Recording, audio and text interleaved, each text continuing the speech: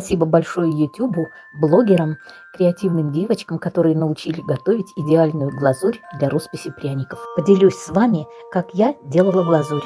Для глазури надо 1 белок сырого яйца, поэтому яйцо предварительно должны выдержать в крутом содовом растворе, потом его вытереть и тщательно отделить желток от белка. К белку массой 30 грамм надо просеять 200 грамм сахарной пудры. Пудра должна быть очень мелкого помола.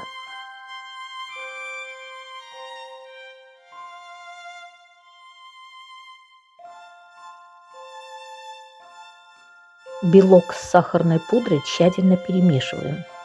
Затем добавляем 1 чайную ложку крахмала.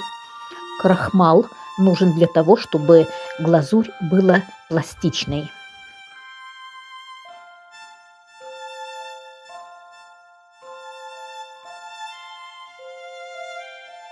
Необходимо добавить пол чайной ложки лимонного сока, никак не больше, потому что избыток кислоты сделает глазурь хрупкой. Лимонная кислота нужна для того, чтобы глазурь быстро засыхала.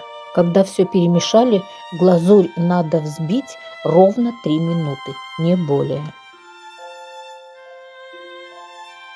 Теперь глазурь накроем мокрым полотенцем и дадим ей отдохнуть 15-20 минут.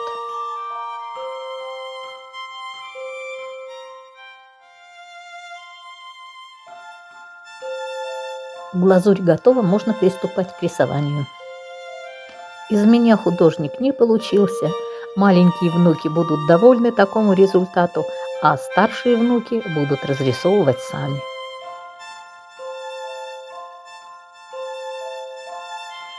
Спасибо за просмотр, не судите строго. Если понравилось, подписывайтесь.